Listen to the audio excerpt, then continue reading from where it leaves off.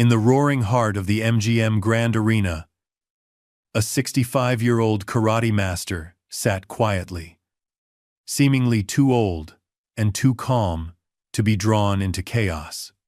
A celebration of boxing turned volatile when Mike Tyson, drunk on victory and bravado, called Chuck Norris's life's work fake fighting. Chuck Norris wasn't your typical Hollywood star. For over 20 years, he had been an undefeated world karate champion, respected worldwide for his mastery of precision strikes and his ability to dismantle opponents with technique rather than brute force. When Tyson slammed his glove against the canvas and demanded Norris prove himself, he had no idea he was summoning a storm he couldn't contain. Norris stepped into the ring, every movement deliberate, and unleashed a clinical calm that turned Tyson's aggression into his undoing. What began as a mockery under the neon lights would become a clash of philosophies. The MGM Grand, and everyone who witnessed it, would never forget the night arrogance was humbled by discipline. Before we jump back in, tell us where you're tuning in from. And if this story touches you, make sure you're subscribed, because tomorrow I've saved something extra special for you. The punch landed with a sickening thud that echoed through the MGM Grand Arena.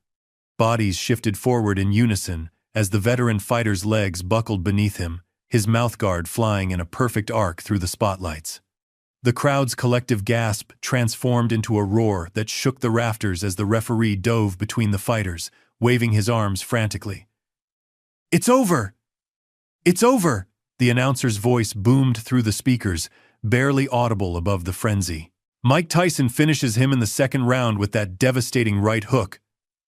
The fallen fighter lay sprawled on the canvas, medical staff already rushing toward him. But Tyson wasn't watching.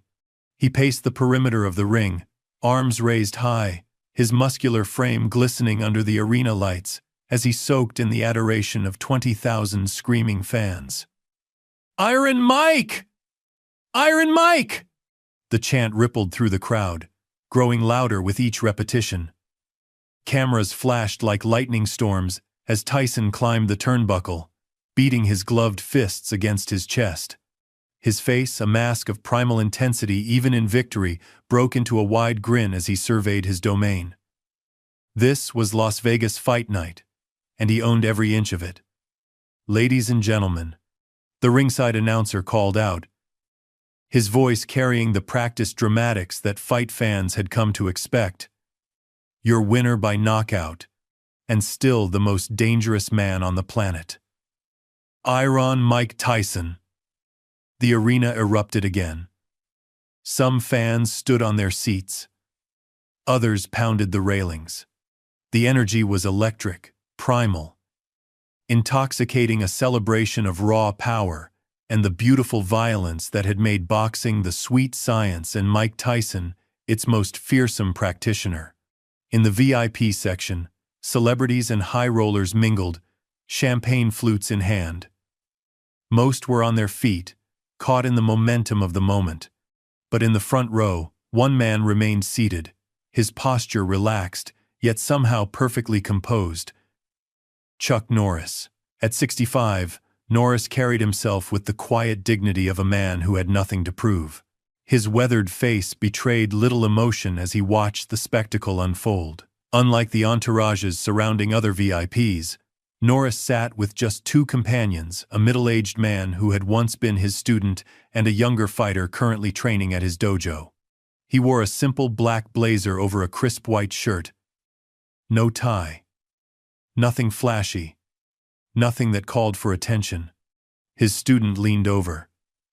"That was quick," he said, voice tinged with professional appreciation rather than fan-like awe. Norris nodded once. "Power," he replied simply, "but undisciplined." Inside the ring, the medical team helped the defeated fighter to his feet. The man wobbled slightly, eyes still unfocused, as they guided him toward his corner. Tyson, meanwhile, had grabbed the microphone from the announcer, breathing heavily, sweat streaming down his face. That's how it's done, he shouted, his voice carrying the distinctive lisp that had become as much his trademark as his devastating left hook. That's real fighting right there. Not dancing around power. Pure power. The crowd roared their approval, feeding his already swelling ego. Tyson stalked around the ring like a caged predator, basking in the noise, the lights, the worship. This was his religion: dominance, intimidation, destruction. Not just winning, but conquering. Who else wants some? He taunted, playing to the cameras. Who else thinks they can step in here with the baddest man on the planet? The commentators at ringside laughed nervously, unsure where this was heading but knowing good television when they saw it. Mike Tyson. Ladies and gentlemen, the play-by-play announcer said into his headset. Always unpredictable. Always electric. Always dangerous, his colleague added. That poor guy never knew what hit him. That's 43 knockouts now for Tyson in this remarkable comeback run. In his corner, Tyson's trainers waited with towels and water, but he wasn't ready to be tended to yet. The adrenaline coursing through his veins demanded more. More adulation. More conquest. More proof of his supremacy. His eyes scanned the crowd hungrily, looking for something. Someone to focus his energy on. That's when he saw him. Chuck Norris. Seated calmly, watching without reaction. Something flashed in Tyson's eyes, a spark of recognition followed by a darker gleam. He pointed directly at Norris, the microphone still clutched in his other hand. Hey! Hey! You! His voice boomed through the arena. Chuck Norris, right? The Karate Man? A murmur swept through the crowd as heads turned toward the VIP section.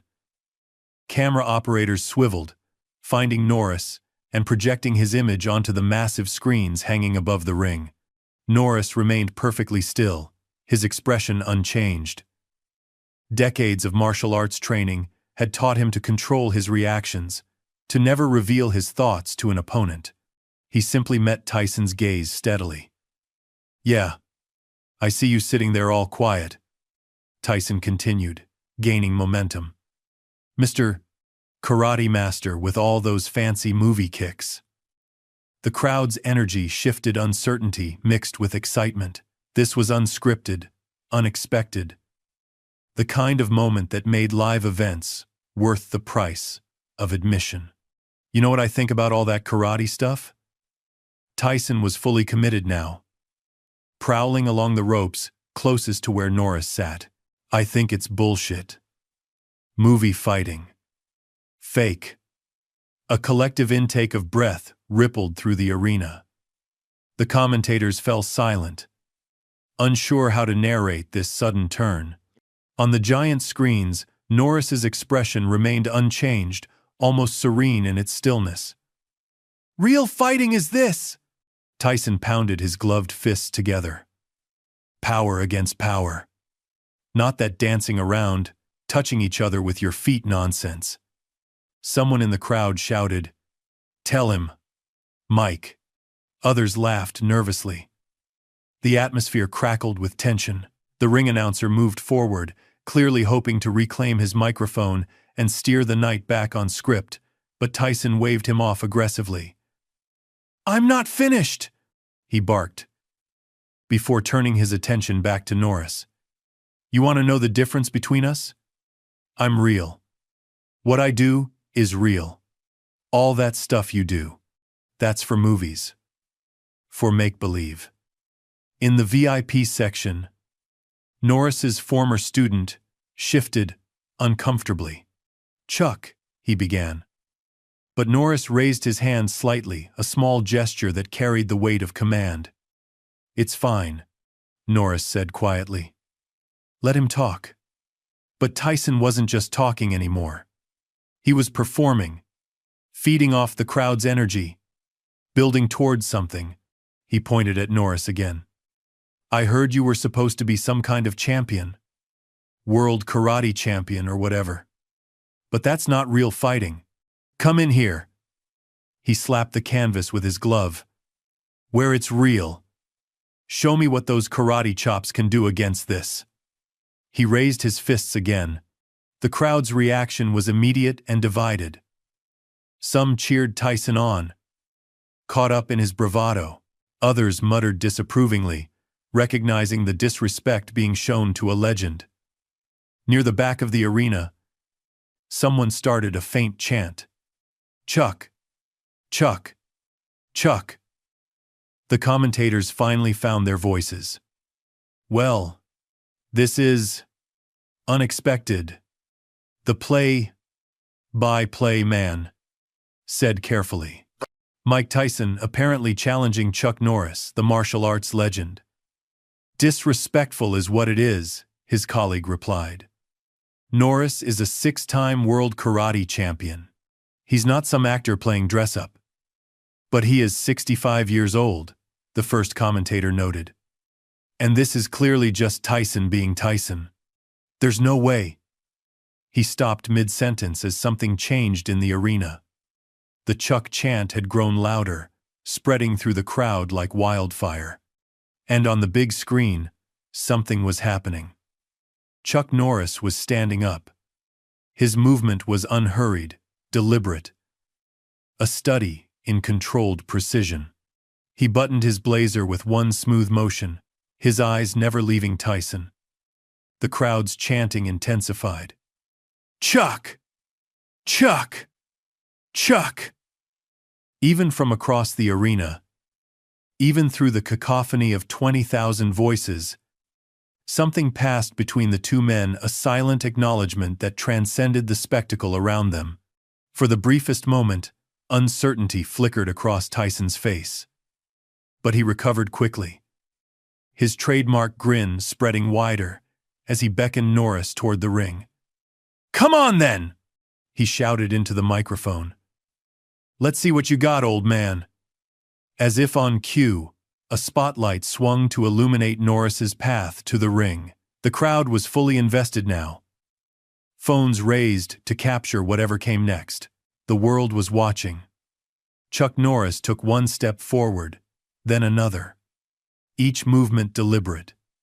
Each step bringing the arena closer to a moment no one had anticipated, but everyone now craved. The commentators' voices rose with excitement and disbelief. "Ladies and gentlemen, I can't believe what we're seeing." Chuck Norris appears to be accepting Mike Tyson's challenge. "This can't be happening. This can't be sanctioned." But in that electric moment, with the crowd on its feet and history seemingly unfolding before their eyes, rules and sanctions seemed distant concerns. Two legends, two disciplines, two philosophies of fighting were about to collide. Chuck Norris continued his measured approach to the ring, his face a study in calm determination. Mike Tyson bounced on his toes, adrenaline and arrogance radiating from every pore. Las Vegas had seen its share of spectacles, but nothing like what was about to unfold. The path to the ring seemed to stretch endlessly as Chuck Norris moved forward with measured steps.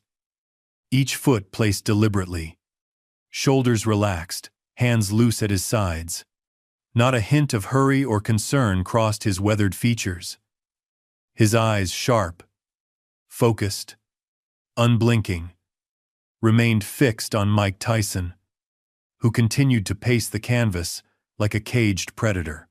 The MGM Grand had fallen into an eerie rhythm, the thunderous chant of "Chuck! Chuck! Chuck!" punctuated by moments of breathless anticipation. Spectators scrambled for better positions, phones raised high to capture what might become the most unexpected confrontation in combat sports history. "I can't believe this is happening," the play-by-play announcer whispered into his microphone, his professional detachment momentarily abandoned. "Chuck Norris is actually approaching the ring." "Someone needs to stop this," his colleague replied. "Norris is 65 years old. Tyson is in his prime, fresh off a knockout. This isn't some movie stunt." But no one moved to intervene, not the security personnel stationed at regular intervals throughout the arena. Not the Nevada Athletic Commission officials who should have been enforcing the rules. Not even Tyson's own trainers, who watched with a mixture of confusion and growing concern. The collective breath of 20,000 people hung in the air, suspended in the space between spectacle and madness. Inside the ring, Tyson's initial swagger began to waver, almost imperceptibly. Perhaps it was the steady approach of Norris, whose calm demeanor stood in stark contrast to his own frenetic energy. Perhaps it was the shifting mood of the crowd, whose chants for Norris grew louder with each passing second. Or perhaps it was the dawning realization that his impulsive challenge was about to be answered. "Come on, old man," Tyson shouted again, but his voice carried a fraction less conviction. "Let's see what you got." Norris reached the ring apron, where a security guard stood uncertainly. With a slight nod from Norris, the man stepped aside, allowing him to climb the short stairs. Another security guard moved to open the ropes, hesitated, then proceeded when Norris gave another subtle nod. The former student who had accompanied Norris rose from his seat, concern etched across his face. "Chuck," he called out, "this isn't necessary." For the first time since standing, Norris broke his gaze from Tyson. He turned slightly, offering his student a small, reassuring smile, the kind of expression that conveyed decades of understanding in a single glance. Then, he returned his attention to the task at hand. As Norris ducked between the ropes, entering the squared circle with the same quiet dignity he brought to all aspects of his life, the referee moved toward center ring. The official, a veteran of countless championship bouts, looked utterly lost, torn between protocol and the unprecedented situation unfolding before him. "Mr. Norris," he began, his voice barely audible above the crowd's fervor, "I can't allow this. There's no sanction, no medical clearance."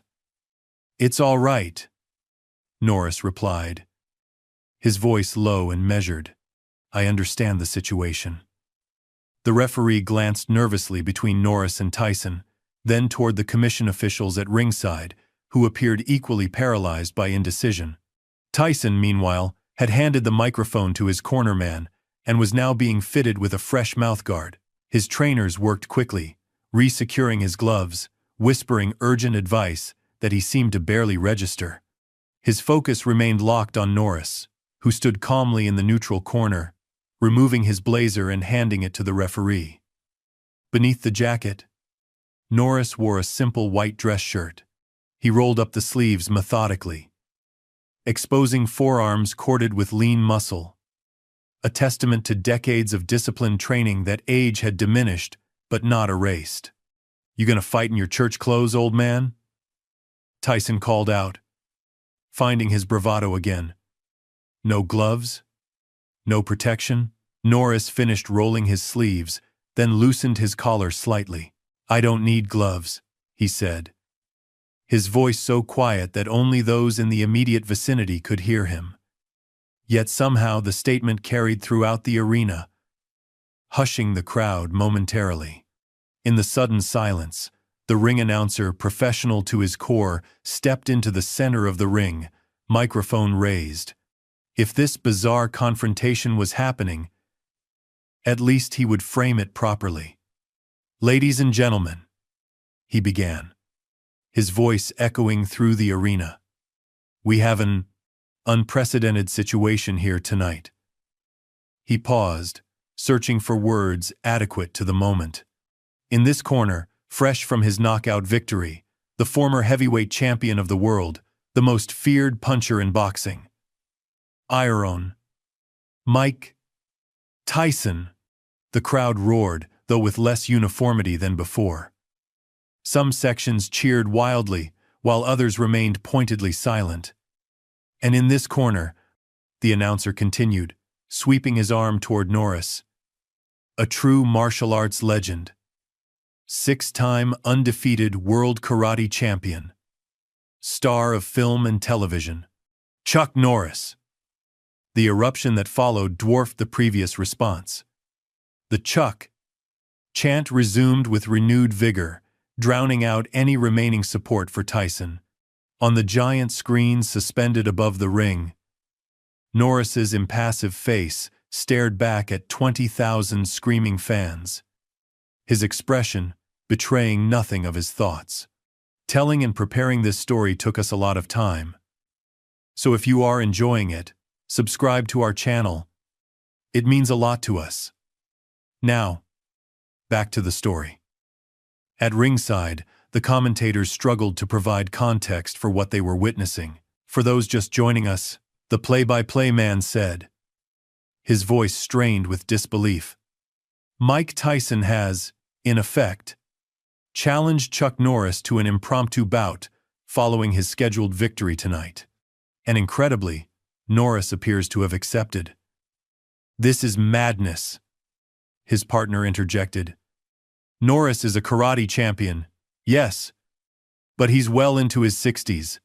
Tyson is 30 years younger, in peak fighting condition, and just displayed his devastating power minutes ago.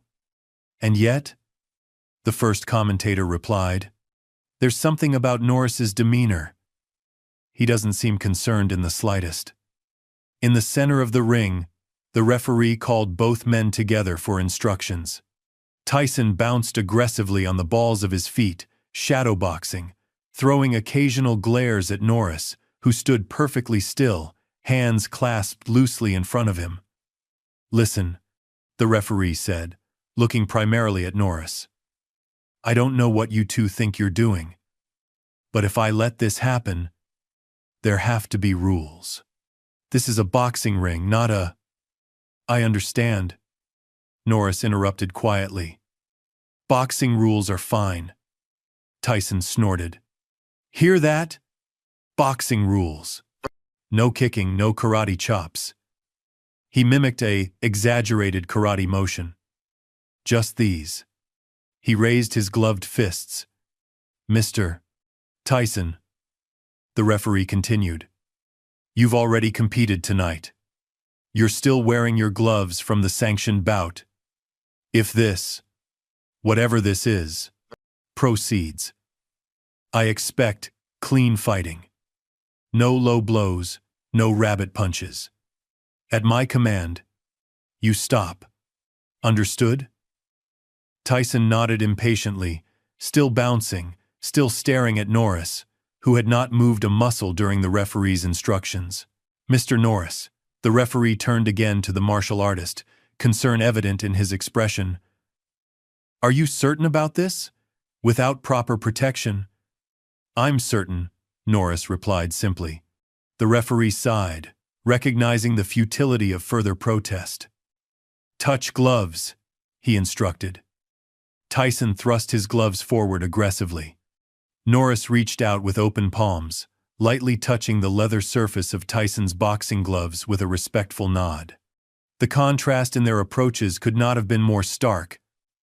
Tyson all bottled violence and barely contained fury. Norris, the embodiment of calm control. As they separated and retreated to their respective corners, a strange electricity filled the arena. Every eye was fixed on the ring, every breath held in anticipation.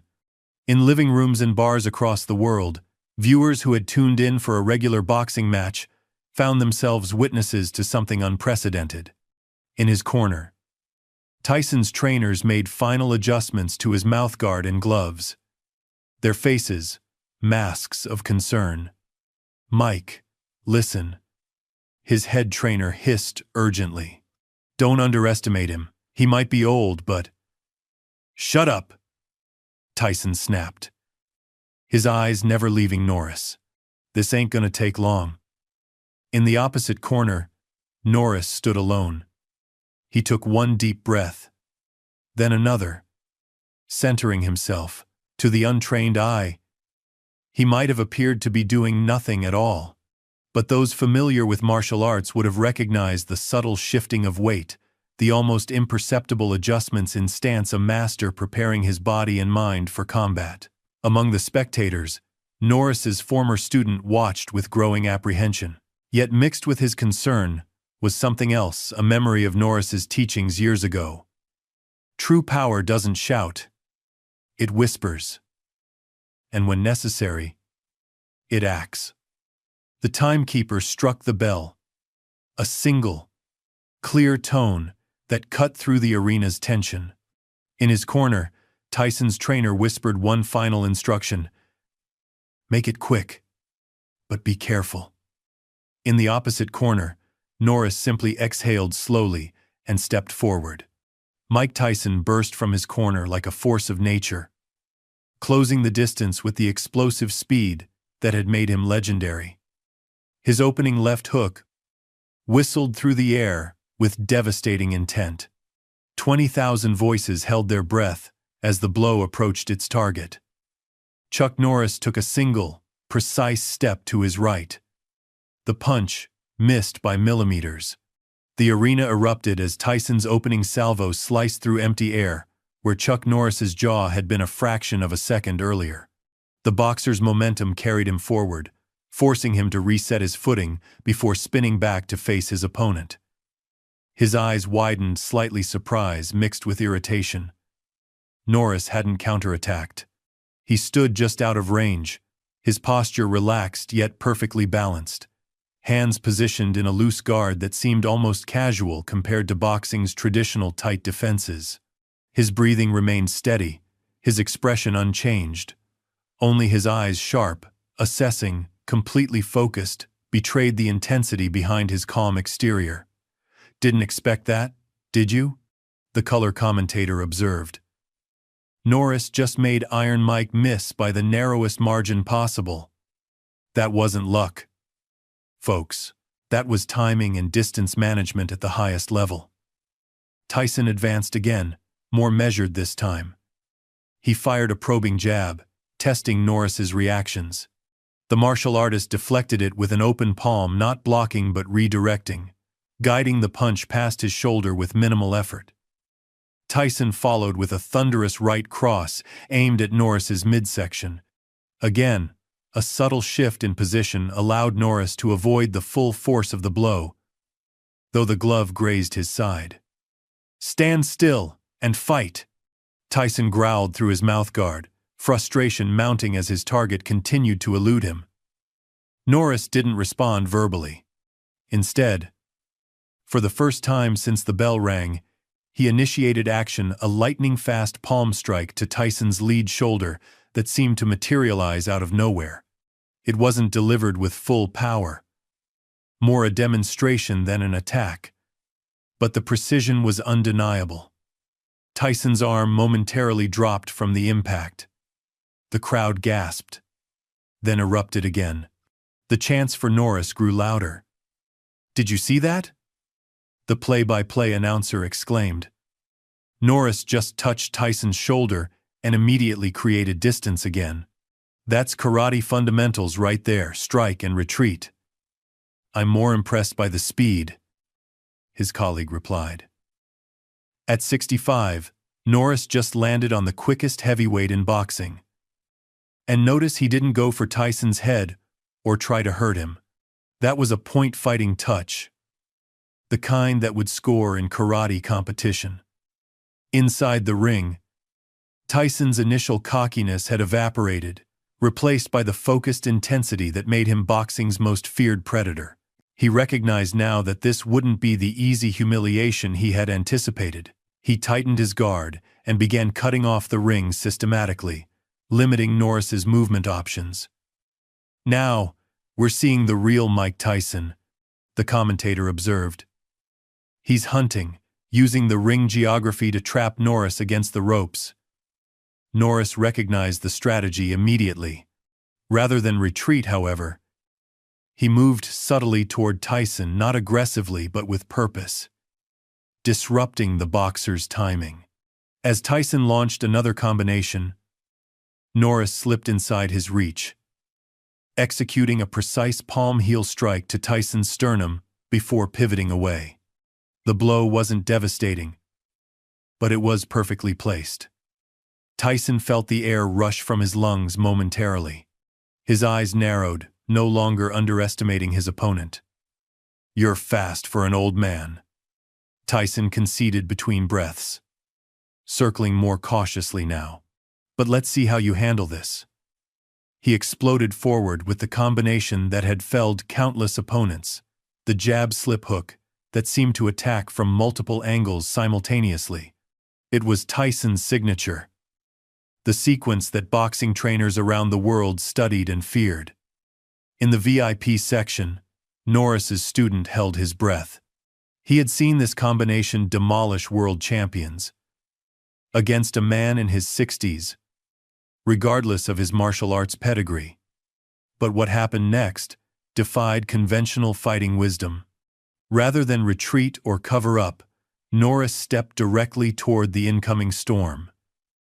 He moved inside the arc of Tyson's hook, neutralizing its power, while simultaneously executing a precise throat strike that stopped just short of full contact, a demonstration of control that left the boxing world stunned. Had Norris completed the technique with full force, the fight would have ended then and there. Instead, he pulled the strike at the last possible moment, making contact with just enough pressure to communicate what could have happened. The message was clear to everyone watching. "I could end this if I wanted to." Tyson froze momentarily, recognizing the deliberate restraint. For a fleeting second, something like respect flashed in his eyes. But it was quickly consumed by renewed determination. He reset his stance and closed in again, this time launching a flurry of body shots designed to wear down his older opponent. Norris absorbed some of these blows with subtle shifts in position that diffused their impact. Others he deflected entirely. His breathing remained steady, his movements economical. Where Tyson expended enormous energy with each explosive combination, Norris seemed to operate on a different principle altogether: minimum effort for maximum effect. At ringside, the officials watched in disbelief. What had begun as an apparent mismatch was revealing itself as something far more complex. A clash not just of fighting styles, but of fighting philosophies. "Ladies and gentlemen," the play-by-play announcer said, his voice hushed with awe, "we're witnessing something extraordinary here. Chuck Norris is demonstrating why martial arts masters have always maintained that technique can overcome raw power and youth." "It's not just technique," his colleague added. "It's experience." Norris is reading Tyson's intentions before Tyson even launches his attacks. That comes from decades of studying combat at the highest level. In the center of the ring, the dynamic continued to unfold. Tyson, growing increasingly frustrated, committed fully to a devastating uppercut, the same punch that had separated his previous opponent from consciousness. Norris not only avoided it but countered with a precise strike to Tyson's floating rib that caused the boxer to wince visibly. "You feel that?" Norris spoke for the first time since the bout began, his voice low and controlled. "That's the difference between hitting hard and hitting right." Something shifted in Tyson's expression, a flicker of doubt that hadn't been there before. For the first time in his career, he faced an opponent who seemed to operate according to principles he couldn't quite grasp. Power, speed, aggression. These were the currencies Tyson dealt in, but Norris traded in something else entirely. The crowd sensed the change too.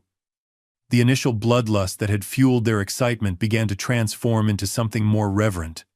They were no longer watching a fight. They were witnessing a lesson. In the VIP section, Norris's former student leaned forward, recognition dawning on his face. "He's teaching," he whispered to himself. "Even now he's teaching." Tyson regrouped, drawing on the deep reserves of fighting spirit that had made him a champion. He launched another assault, this time with more strategic intent, feinting high, then driving hard hooks to Norris's body. One connected solidly, and for the first time, Norris showed a reaction, a slight tightening around the eyes that acknowledged the impact. "Got you," Tyson growled, pressing his advantage with renewed confidence. He followed with a blistering combination that forced Norris to give ground. For a moment, it seemed the natural order was reasserting itself, youth and power, gaining ascendancy over age and technique. The crowd's energy surged again, sensing a potential turning point. But Chuck Norris had spent a lifetime perfecting the art of turning defense into offense. As Tyson committed to another powerful right hand, Norris executed a subtle weight shift that caused the boxer to overextend slightly. In that microscopic window of vulnerability, Norris countered with a short, sharp elbow strike to Tyson's temple, pulled at the last instant to prevent serious damage, but delivered with enough authority to snap the boxer's head sideways. Tyson staggered, momentarily disoriented. It wasn't the power of the blow that had affected him, but its precision and unexpectedness. He had never felt anything quite like it in the boxing ring. The referee stepped forward, concerned, but Tyson waved him off aggressively. "I'm fine," he insisted, though his eyes told a different story. For the first time in the encounter, real uncertainty had taken root. Chuck Norris retreated to neutral space, hands returning to their relaxed guard position. Not a drop of sweat marred his brow, not a hair was out of place. His breathing remained as steady as when the bell had first rung. It was as if he existed in a different relationship to physical exertion itself. The contrast with Tyson could not have been more stark. The boxer's body glistened with sweat. His breathing had grown heavier, and frustration radiated from every tense muscle. He had expected to humiliate an aging martial arts star. Instead, he found himself being systematically dismantled by principles he'd dismissed as movie fighting. In that moment, something fundamental changed in the arena. The spectators, the officials, even the commentators fell silent, sensing they were witnessing something transcendent, not just a physical confrontation but a philosophical one. Power versus precision, aggression versus control, youth versus experience, arrogance versus humility. The timekeeper signaled the 1-minute warning. In a sanctioned boxing match, this would mark the approaching end of the first round. But this was no ordinary bout, and everyone present understood instinctively that there would be no second round. Whatever was to be decided between these two men would be decided now.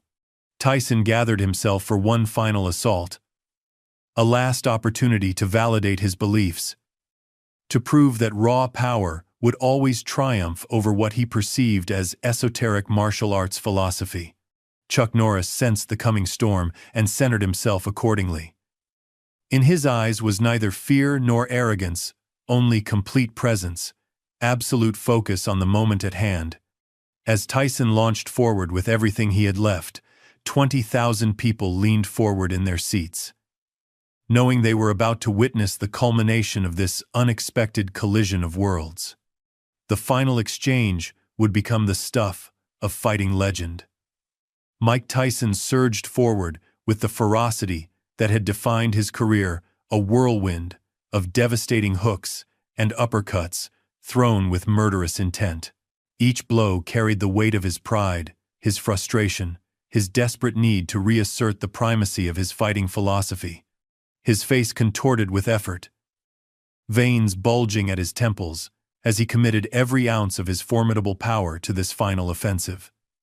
"Tyson going all in," the play-by-play announcer shouted over the roaring crowd. "He's throwing everything he has at Norris." Time seemed to slow as Chuck Norris faced the onslaught. Where others saw chaos, he perceived patterns. Where others might have felt fear, he found clarity. The decades of rigorous training, of pushing his body and mind beyond conventional limits, crystallized into this singular moment. Norris moved with an economy of motion that bordered on the supernatural. He slipped the first hook by millimeters, deflected an uppercut with his forearm, pivoted away from a crushing right hand. Each defensive movement flowed seamlessly into the next, not separate techniques but a continuous expression of control. "This is unbelievable," the color commentator exclaimed. "Norris is making Tyson miss by fractions of an inch. I've never seen anything like this level of precision in defensive movement." The crowd's roar intensified with each exchange, the collective tension building to an almost unbearable pitch. In the VIP section, Norris's student watched with wide eyes, witnessing the physical manifestation of principles his master had tried to instill for years. True mastery isn't about dominating your opponent. It's about dominating yourself. Tyson, sensing his attacks being systematically neutralized, committed fully to a thunderous left hook, the same punch that had separated countless opponents from consciousness. He channeled everything into this single, decisive blow. His frustration, his pride, his absolute conviction that raw power must ultimately prevail. The hook cut through the air with devastating speed, aimed perfectly at Norris's jaw. The impact, if it connected cleanly, would end the confrontation instantly. "Oh! Tyson with a monstrous hook!" the announcer cried out. What happened next occurred so quickly that many witnesses would later debate exactly what they had seen. As Tyson's hook approached its target, Norris executed a subtle weight shift combined with a slight backward lean, not retreating, but creating just enough space to rob the punch of its full impact. Simultaneously, his right hand rose to intercept Tyson's wrist, redirecting the force of the blow upward. In that microscopic moment of imbalance, as Tyson's momentum carried him forward, Norris countered with a technique so precise and perfectly timed that it seemed to defy the laws of physics. A short, sharp strike, delivered with the ridge of his hand, found the pressure point where Tyson's jaw met his neck. It wasn't thrown with full power. Had it been, the damage would have been severe. Rather, it was delivered with exactly the force needed to create the intended effect, disrupting Tyson's nervous system momentarily. The boxer's eyes widened in shock. His legs buckled, not from unconsciousness but from a sudden neural interruption that his body had never experienced. He stumbled backward, arms flailing slightly as he fought to maintain his balance. The arena went absolutely silent. Every person present, from the front row to the highest tier, held their breath collectively. Even the commentators fell momentarily speechless, struggling to process what they had just witnessed. "Tyson is hurt!"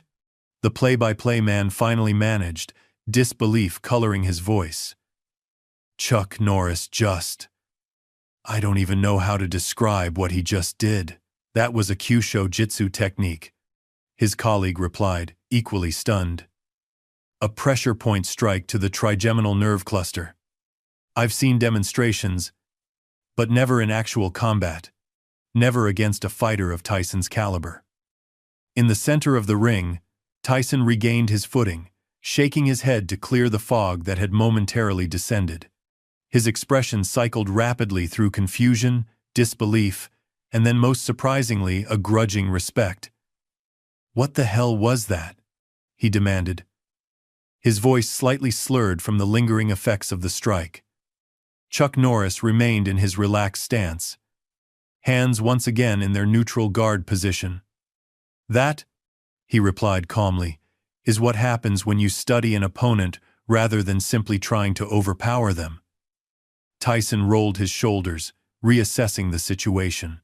The cocky showman who had started this confrontation was gone now, replaced by the disciplined fighter who had once dominated heavyweight boxing. His eyes narrowed with newfound respect and determination. "All right," he said, nodding slightly. "So you got tricks. I still got this." He raised his gloved fists, the leather gleaming under the arena lights. The crowd had recovered from its collective shock and now buzzed with a new energy, not the bloodthirsty excitement of earlier, but something approaching reverence. They were witnessing something transcendent, a confrontation that went beyond mere physical combat. "Ladies and gentlemen," the announcer whispered into his microphone, his professional detachment momentarily forgotten. What we're seeing here isn't just a clash of fighting styles. It's a clash of philosophies.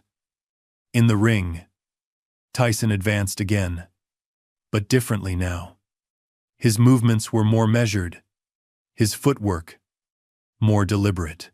He had abandoned the wild flurries in favor of calculated pressure jabs designed to test Norris's defenses, feints meant to create openings.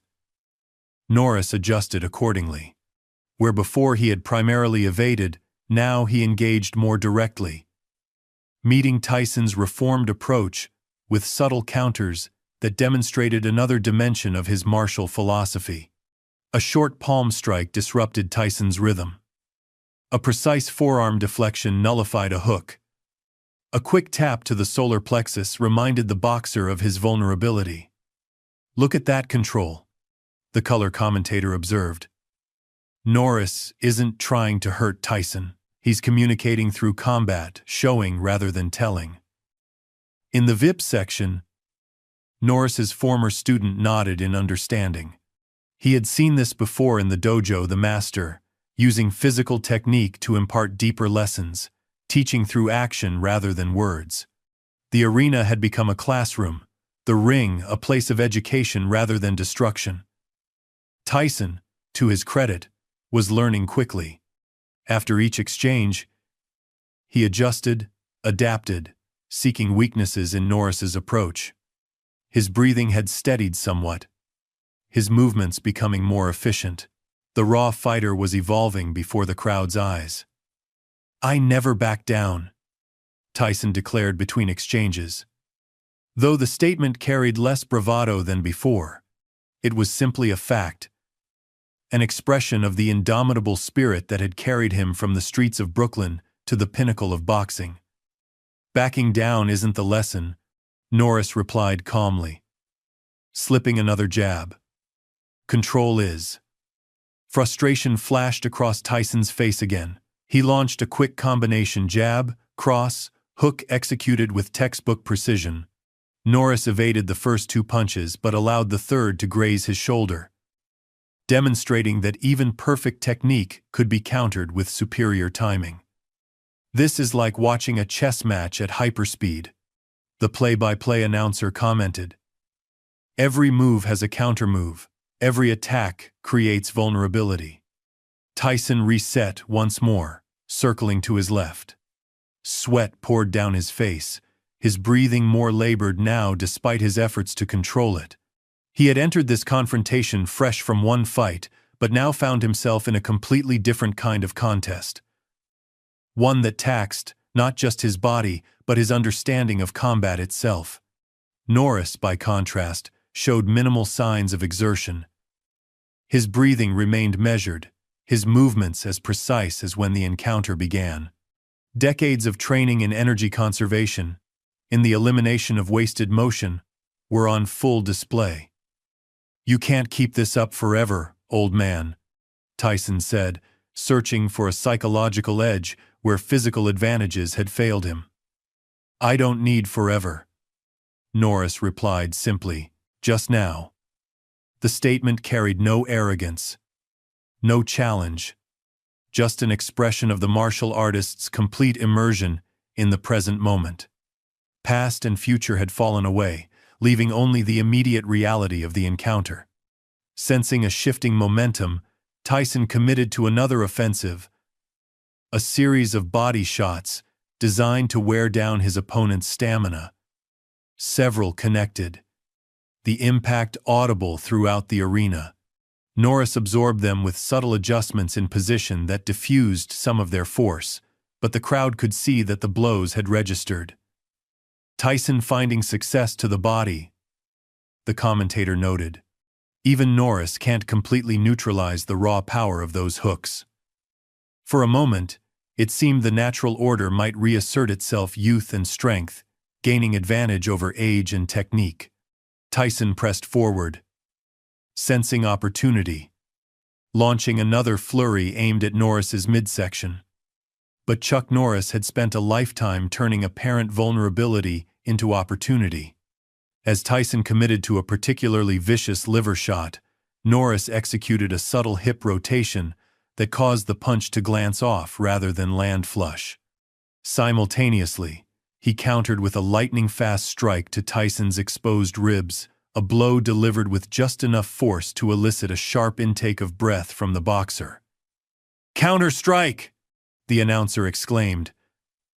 Norris making Tyson pay for that commitment. Tyson winced, but continued pressing forward, unwilling to cede momentum. He launched a looping right hand aimed at Norris's temple, a blow designed to end matters definitively. What happened next became the defining moment of the encounter. Instead of evading, Norris stepped directly into the punch's path.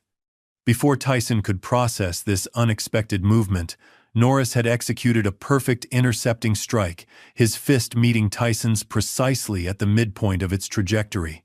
The collision neutralized the punch entirely, stopping it as effectively as if it had hit a concrete wall. The crowd gasped collectively. Even those with minimal fighting knowledge recognized they had just witnessed something extraordinary, a perfect application of physics and timing that defied conventional combat wisdom. "My God," the color commentator breathed. That was the intercepting fist technique, a cornerstone of Jeet Kune Do. Bruce Lee developed it, but I've never seen it executed so perfectly in an actual fight. In the ring, time seemed to freeze for a moment.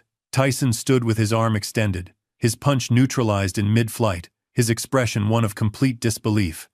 Norris remained perfectly balanced, his countering fist still pressed against Tyson's glove, his eyes locked with the boxer's. In that frozen moment, something passed between them, an understanding that transcended words, a recognition that went beyond the physical dimension of their encounter. Tyson saw in Norris's eyes not triumph or arrogance, but perfect clarity, the embodiment of martial arts principles he had dismissed as theoretical rather than practical. The spell broke as both men retracted their arms. Tyson stepped back, reassessing everything he thought he knew about fighting. The crowd, sensing a pivotal shift, fell into a hushed silence. "What you just felt," Norris said quietly, "isn't about age or strength. It's about understanding force, redirecting it, rather than opposing it directly." For once, Tyson had no quick retort. He studied Norris with new eyes, seeing beyond the aging exterior to the lifetime of knowledge it contained. In that moment, perhaps for the first time in his career, Mike Tyson confronted the possibility that his understanding of combat might be incomplete. The transformation was visible in his stance, in the way he carried himself as he circled more cautiously. The wild aggression that had defined his career gave way to something more measured, a fighter seeking to learn even as he sought victory. "You still think karate is fake?" Norris asked. No challenge in his voice, just a genuine question. Tyson's eyes narrowed, not in anger, but in concentration. "I think," he replied slowly, "there's more to this than I knew." It wasn't a concession, but an acknowledgement, a first step toward a broader understanding. In the VIP section, Norris's students smiled slightly, recognizing the real victory taking place before their eyes. It wasn't about who could hurt whom. It was about expanding perspectives, challenging assumptions. As the encounter entered its final minute, both men seemed to recognize that the true purpose of their confrontation had already been fulfilled. The dynamic shifted subtly, less adversarial, more demonstrative. Tyson would attack. Norris would counter. Each exchange revealing principles of movement and energy that transcended their respective disciplines. The crowd, initially hungry for violence, now watched in appreciative silence, sensing they were witnessing something rare and valuable. A physical dialogue between masters that spoke to deeper truths about combat, about discipline, about respect. As the timekeeper signaled the 10-second warning, Tyson gathered himself, for one final exchange.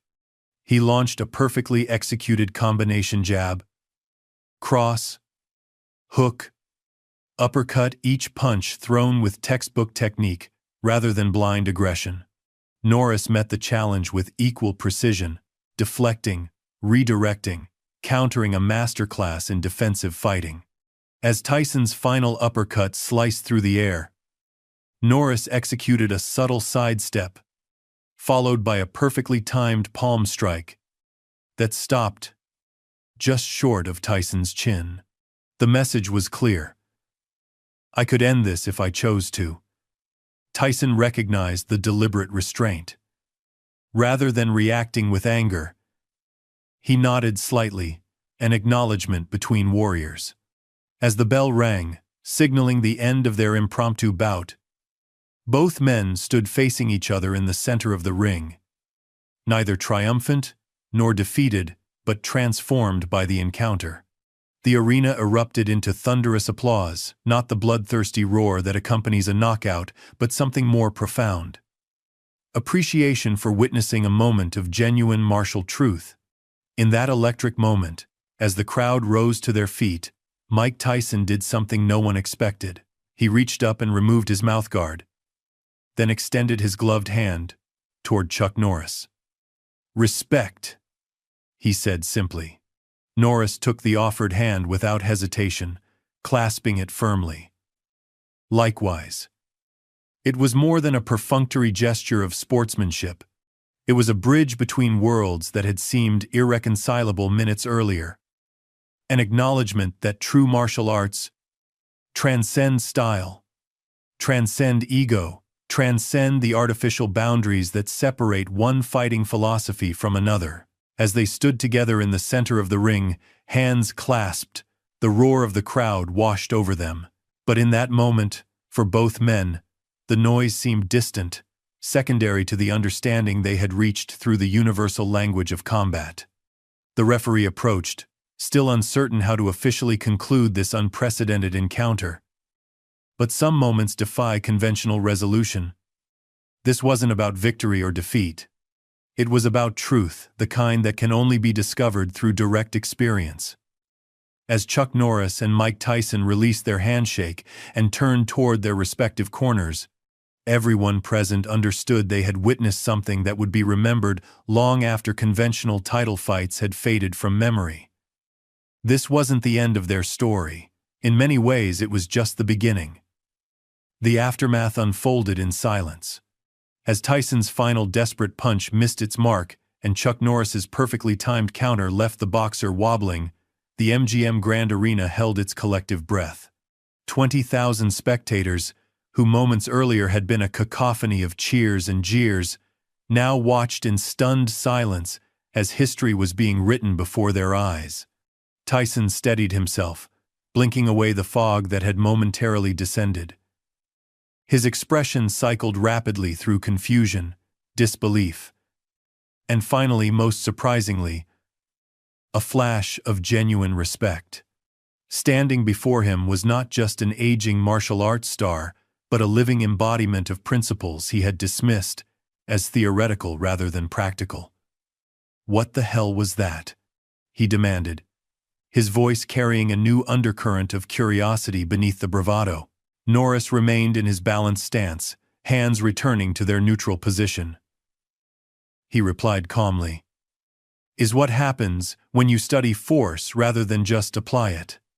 The referee stepped between them, uncertain how to proceed in this unprecedented situation. But neither man seemed interested in continuing hostilities. Something fundamental had shifted in the atmosphere. The confrontation had transcended physical combat to become a moment of exchange, of recognition.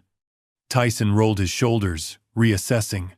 The cocky showman who had initiated this challenge was receding, replaced by the disciplined fighter who recognized he was witnessing something extraordinary.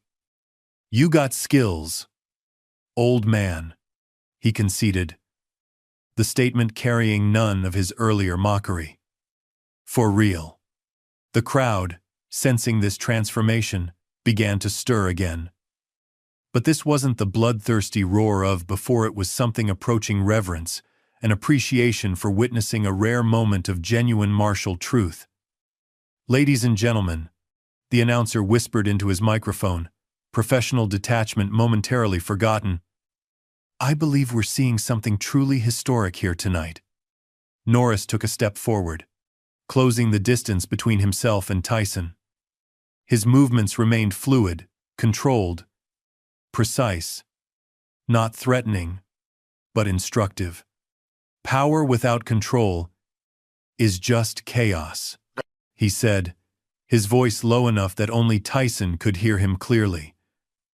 "And control without wisdom is just technique." Tyson's eyes narrowed, not in anger, but in concentration. He was listening now, truly listening, perhaps for the first time in his combative career. "Show me," he said simply.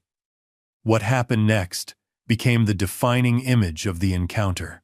Instead of continuing the exchange of blows, Norris extended his open hand toward Tyson, not in a fighting stance but in a gesture of connection.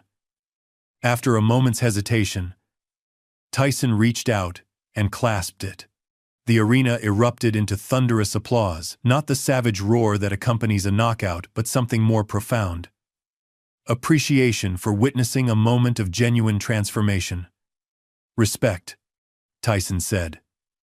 The single word, carrying more weight than any victory speech he had ever delivered. Norris nodded, his expression reflecting neither triumph nor condescension, only quiet acknowledgement of a bridge crossed, a connection formed where division had existed moments before. As they stood together in the center of the ring, hands clasped, the commentary team struggled to contextualize what they were witnessing. "In my 30 years covering combat sports," the play-by-play announcer said, his voice still tinged with awe, "I've never seen anything quite like this. What started as a seemingly reckless challenge has turned into, I don't even know how to describe it, a masterclass," his colleague suggested. "Not just in fighting technique, but in the true spirit of martial arts. This isn't about winning or losing anymore." In the VIP section, Norris's former student watched with a knowing smile. He had seen this pattern before, though never on such a grand stage. The master had allowed circumstances to unfold naturally, neither seeking nor avoiding confrontation, then transformed the energy of aggression into an opportunity for growth. As Norris and Tyson released their handshake and turned toward their respective corners, a strange electricity filled the arena. This wasn't the end of something, but the beginning. Not a conclusion, but an opening. Everyone present sensed it, from the front row to the highest tier. The referee approached, still uncertain how to officially conclude this unprecedented encounter. But some moments defy conventional resolution. This wasn't about victory or defeat. It was about truth, the kind that can only be discovered through direct experience. Tyson paused at the ropes, then turned back toward Norris. "We should talk," he said, the statement both a request and an acknowledgement. Norris nodded once, understanding perfectly what remained unspoken. As they exited the ring from opposite sides, the crowd continued to applaud, recognizing that they had witnessed something transcendent, not just a clash of fighting styles, but a demonstration of martial art's deepest purpose, the transformation of conflict into understanding, of opposition into growth. The lesson had been delivered, not through words, but through experience. And its impact would continue to resonate long after the lights in the arena had dimmed. Dawn broke over the Las Vegas Strip, painting the desert sky in hues of amber and gold. The neon glow that defined the city at night had faded, replaced by the stark clarity of morning light. Outside the MGM Grand, cleaning crews swept away the debris of the previous evening, erasing physical evidence of what had transpired. But some events cannot be swept away, they linger in memory. in conversation, in the subtle shift of perspectives. In his luxury suite at the Bellagio, Mike Tyson sat alone on the balcony, watching the sunrise. He had declined the customary post-fight celebrations, sending away even his closest handlers with uncharacteristic quietude. He needed space to process, to integrate, to understand. On the glass table beside him lay his phone, its screen illuminated with notifications, hundreds of messages, thousands of social media alerts, dozens of interview requests. The digital world was clamoring for his reaction, for his narrative of the previous night's events. But Tyson had nothing to give them. Not yet. The experience was still too raw, too profound to be packaged into sound bites or tweets. He raised his hand, studying the bruises forming on his knuckles, familiar marks from a lifetime of fighting. But this morning, they carried new significance. For the first time in his career, perhaps in his life, Tyson had encountered something his fists couldn't overwhelm, something his ferocity couldn't intimidate. Not because of physical limitation, but because of a fundamental misunderstanding of what true power entailed. A soft knock at the suite door interrupted his contemplation. Tyson sighed, assuming it was another member of his entourage, ignoring his request for solitude. "Not now," he called out. "Mr. Tyson," came the reply. "There's a delivery for you." The front desk said it's important. Curiosity overcame reluctance. Tyson rose from his seat, crossed the expansive suite, and opened the door. A hotel staff member stood holding a small package wrapped in simple brown paper. "Thank you," Tyson said, accepting the package and closing the door. Before the staff member could engage in conversation, back on the balcony, he examined the parcel. No return address, no card, no indication of its origin. He unwrapped it carefully to reveal a hardcover book, Zen in the Martial Arts, by Joe Hyams. A simple bookmark protruded from its pages. Tyson opened to the marked passage and read, "The professional maintains a calm center. He understands that power comes not from external force, but from internal balance. The true master has nothing to prove because he has already proven everything to himself." Below the passage, handwritten in precise script, was a brief note. "When you're ready to learn more, CN." A phone number followed the initials. Tyson stared at the note for a long moment. Then, for the first time since the previous night's encounter, he smiled, not the fierce grin of combat or the performative smile of press conferences, but something more genuine, more reflective. He placed the book carefully on the table and turned his attention back to the sunrise. Something had begun, not ended, in that ring. A journey of understanding that would require more courage than any fight he had ever faced. Miles away, in a private training facility on the outskirts of Las Vegas, Chuck Norris moved through his morning routine. Despite the previous night's exertions, he maintained the discipline that had defined his life for over 5 decades.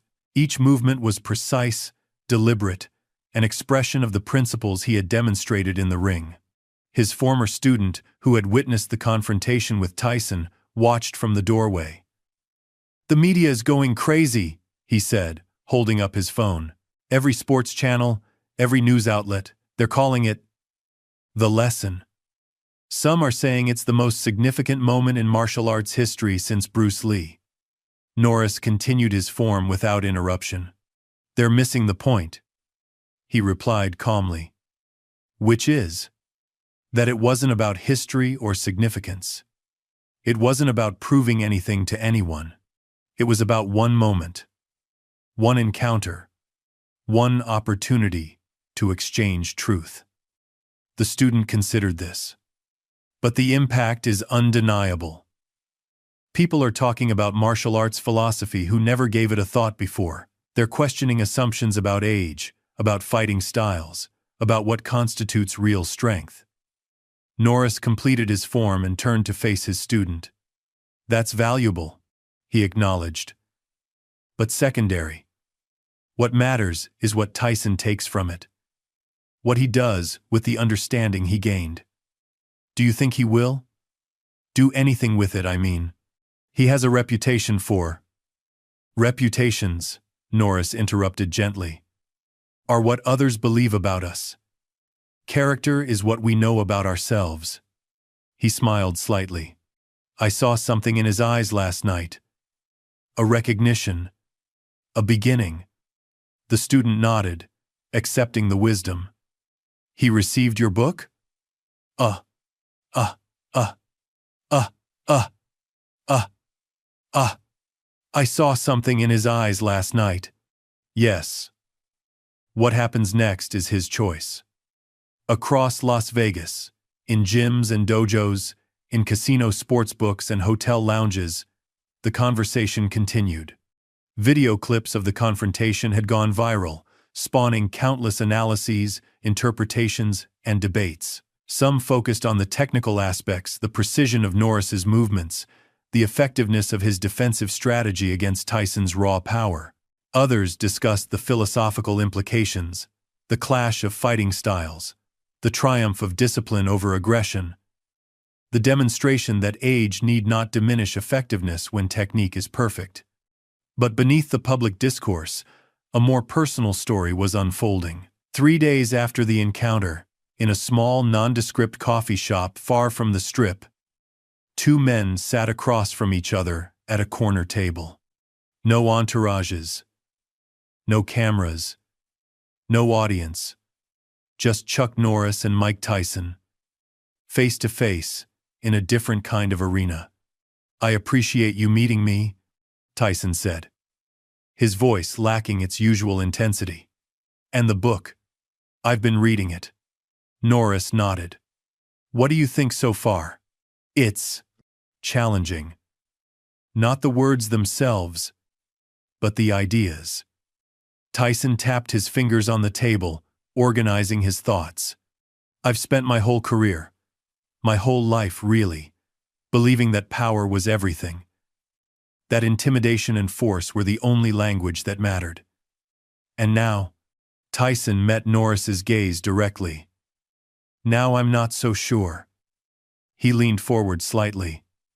"That thing you did, when you stopped my punch completely, I've never felt anything like that. It was like hitting nothing and everything at the same time." "The intercepting fist," Norris explained. "A principle more than a technique. Meeting force with redirection rather than opposition." "Can you teach me that?" Tyson asked, the question carrying none of his trademark bravado, just genuine curiosity. Norris considered the request carefully. "I can show you the physical movement," he replied. "But to truly understand it requires more than technical knowledge. It requires a shift in perception, seeing combat not as a contest of domination but as an exchange of energy." "I want to learn," Tyson said simply. "Not just the moves, but the other part. The control. The calm. I've never had that." Norris nodded, recognizing the sincerity in the request. "It won't be easy," he warned. "It goes against everything you've been taught, everything you've practiced. It will require you to question your fundamental approach to fighting, perhaps to life itself." "I know." Tyson's expression revealed a vulnerability rarely seen by the public. "But after what happened in that ring, I can't go back to how I was before. I need to understand." In that moment, in that quiet exchange far from the spotlight, the true significance of their confrontation became clear. It wasn't about who won or lost, wasn't about karate versus boxing, wasn't even about the spectacular display of skill that had captivated the world. It was about transformation, the moment when one warrior recognized in another a path toward greater understanding. "We'll start tomorrow," Norris said, extending his hand across the table. "Not with fighting but with fundamentals, breathing, centering, Presence. Tyson took the offered hand, his grip firm, but no longer dominating. "Thank you," he said. The words, carrying a weight of sincerity that transcended conventional gratitude. As they parted ways outside the coffee shop, neither man was aware of the solitary figure watching from across the street, Norris's former student, who had followed out of concern for his master. What he witnessed was not the beginning of a rivalry, but of a mentorship, not a continuation of conflict, but the start of a journey toward mutual understanding. The student smiled to himself, recognizing the pattern that had defined Chuck Norris's approach to martial arts throughout his career. Turning confrontation into education, opposition into opportunity, aggression into growth. The encounter with Tyson hadn't been about defending karate's honor or proving personal superiority. It had been about creating the conditions for transformation, not just for Tyson but for everyone who witnessed it. Everyone who would hear the story. In the days and weeks that followed, the narrative evolved in unexpected ways. The initial media frenzy gave way to deeper analysis, to thoughtful consideration of what the encounter revealed about combat sports, about martial philosophy, about aging and adaptability.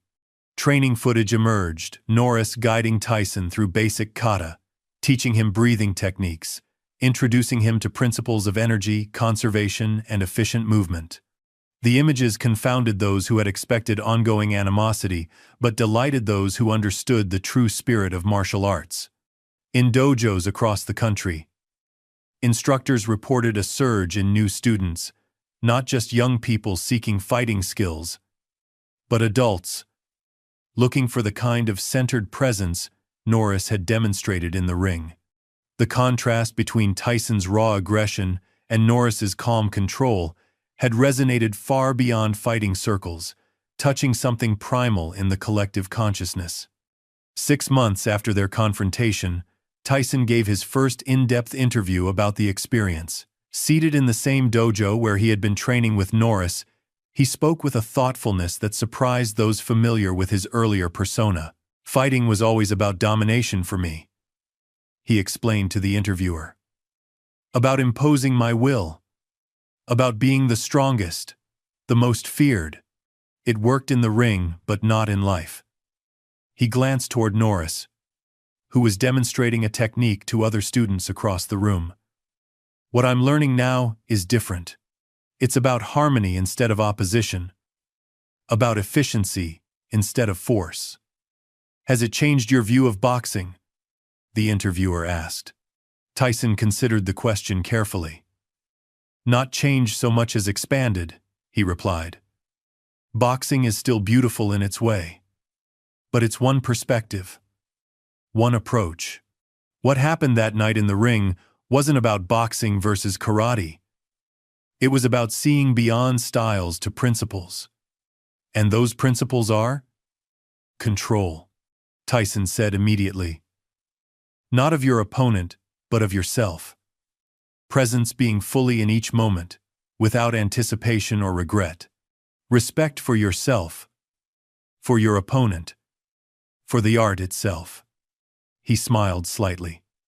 "Things I used to dismiss as philosophical nonsense. Now I understand they're the foundation everything else is built on."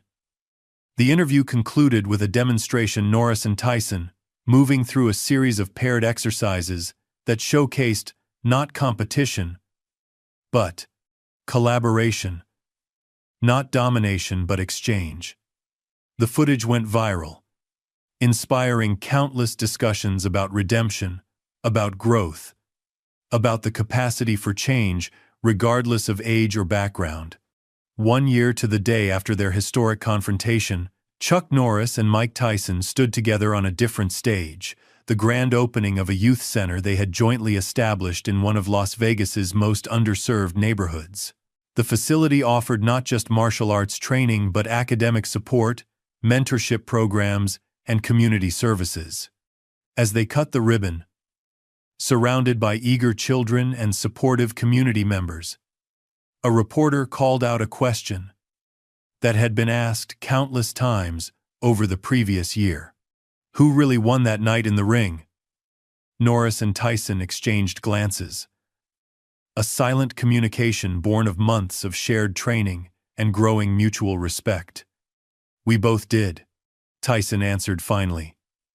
But not in the way most people think. He gestured toward the children gathered around them. And hopefully, so will they.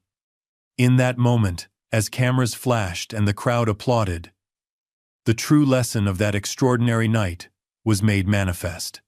It wasn't about victory or defeat, wasn't about which fighting style reigned supreme, wasn't even about the spectacular demonstration of skill and control that had captivated millions.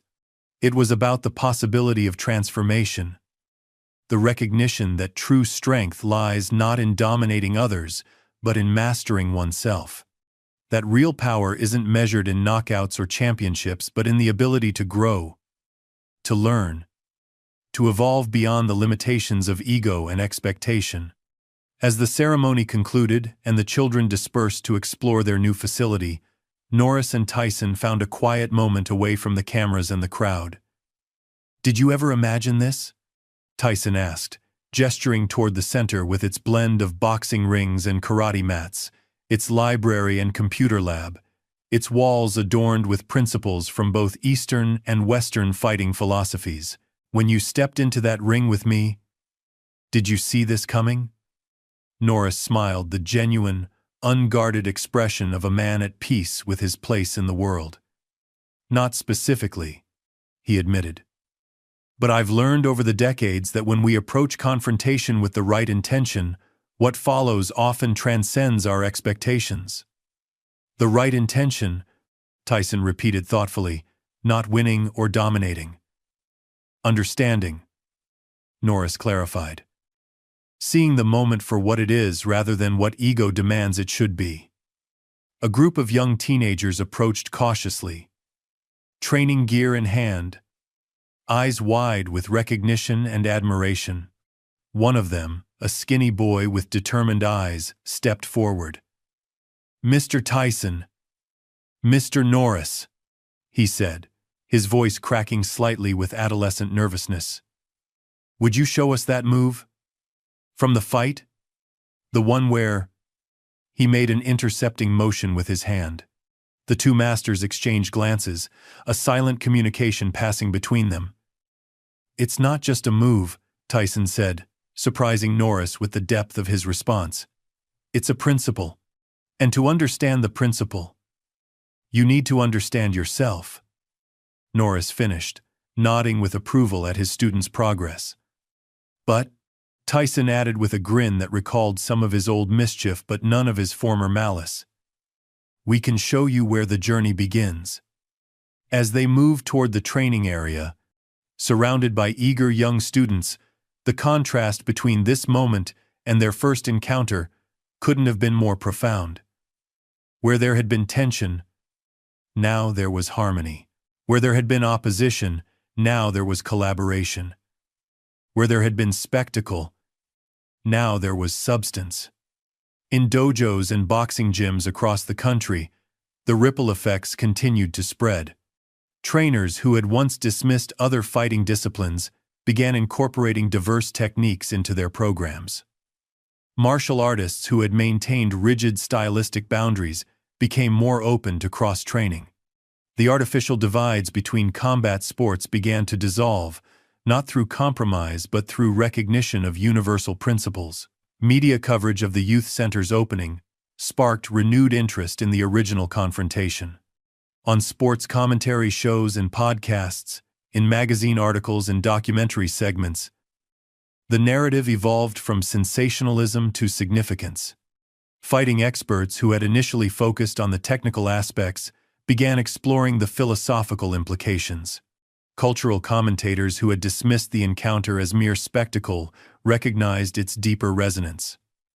What made the Norris Tyson moment so powerful, one respected analyst observed, wasn't just the demonstration of skill across age barriers. It was the visible transformation it sparked, not just in Tyson, but in how we collectively view combat sports. It challenged our fixation on youth, on aggression, on dominance as the only measures of value. In his private dojo outside Las Vegas, Chuck Norris continued his morning routine much as he had for decades, moving through forms with the same precise attention, the same economy of motion, the same present moment awareness. But now he was rarely alone. Most mornings, Mike Tyson joined him. Still learning. Still struggling sometimes with the shift from external force to internal control. But committed to the journey. The hardest part? Tyson confessed during one such session, pausing to correct his stance under Norris's watchful eye. Isn't the physical technique. It's quieting the voice that still wants to prove something, to dominate, to be the best. Norris nodded, understanding the challenge intimately. That voice never completely disappears, he acknowledged. Even after 50 years of training. The difference is that, now, you recognize it for what it is. Just a voice, not a command. You can hear it without being controlled by it. Is that what you were doing that night in the ring? Tyson asked. Hearing the voice but not listening to it? Yes, Norris confirmed. When you challenged me, when you mocked karate, part of me, the ego, wanted to prove something, to defend, to dominate. But that part doesn't serve the greater purpose. Which is growth, understanding, the recognition that we're all on the same path, just at different points of the journey. Tyson absorbed this, as he had absorbed so many lessons over the past year, not just techniques but perspectives, not just movements but meanings. The man who had once defined himself by his capacity for destruction was learning, step by step, a different kind of strength. I'm grateful, he said simply. Not just for what you've taught me, but for that moment, for not giving me what I thought I wanted but what I actually needed. Norris placed a hand on his student's shoulder, a gesture of connection that transcended words. In that touch was the essence of what martial arts had always been meant to convey. Not separation but unity. Not opposition but harmony. Not conquest, but evolution. Outside the dojo, the world continued to spin, new champions crowned, new records set, new spectacles captivating public attention. But something fundamental had shifted in the landscape of combat sports, in the understanding of what constituted true mastery, true strength, true power. It had begun with an impulsive challenge, with arrogance meeting humility in the center of a boxing ring, on a night that seemed destined for controversy. It had transformed into something no one could have predicted, a moment of genuine connection, of shared truth, of mutual recognition that transcended the artificial boundaries of style and age and expectation. And in that transformation lay the most important lesson of all, that the greatest victories aren't won against others but against our own limitations, our pride, our fear, our attachments, our conditioning. That true strength isn't measured by who we can defeat but by what we can become.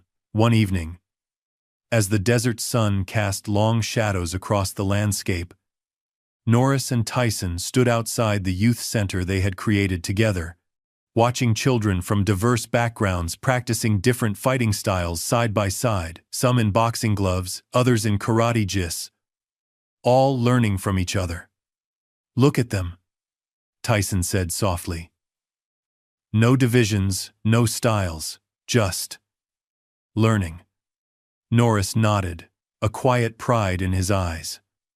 This is the legacy, he replied. Not what happened in that ring, but what grew from it. Not the moment of confrontation, but the lifetime of transformation it inspired.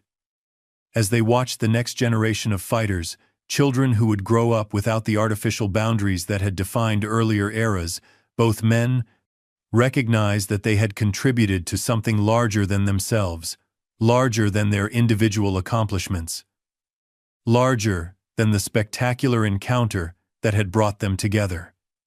They had demonstrated, in the most visceral and visible way possible, that the true purpose of martial arts was not to separate, but to connect, not to destroy, but to build, not to diminish others, but to elevate ourselves, that the path of the warrior, properly understood, is not about conquest, but about transcendence.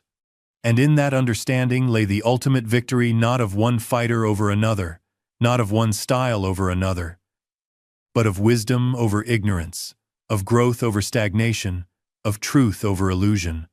As the sun disappeared behind the mountains, casting the desert into twilight, Chuck Norris and Mike Tyson turned toward their separate vehicles, each carrying the day's lessons within them. No words were needed in parting. The connection forged between them transcended conventional expressions. Tomorrow would bring new challenges, new opportunities for growth, new moments to practice presence in the face of distraction. The journey would continue, as it always had, one breath at a time, one technique at a time, one insight at a time. But something had been set in motion that night in the ring, something that would continue to resonate through the worlds of combat sports and beyond, touching lives far removed from Las Vegas, inspiring transformations that neither man could fully anticipate or measure. And in that ongoing resonance lay the truest testament to what they had created together. Not just a memorable moment of sporting history, but a living example of martial arts' deepest purpose, the continuous evolution of human potential, the endless journey toward mastery, not of others, but of ourselves. As the stars emerged in the desert sky, that journey continued step by step, breath by breath, moment by moment, not toward some final destination, but toward deeper understanding, not toward ultimate conquest, but toward lasting peace, not toward perfect technique, but toward perfect presence. The lesson, like all true wisdom, had no end, only new beginnings. Up next, we have two more incredible stories that are waiting for you. Just click the image you want to watch, and it will take you there. If you enjoyed this video, make sure to subscribe. It would mean a lot.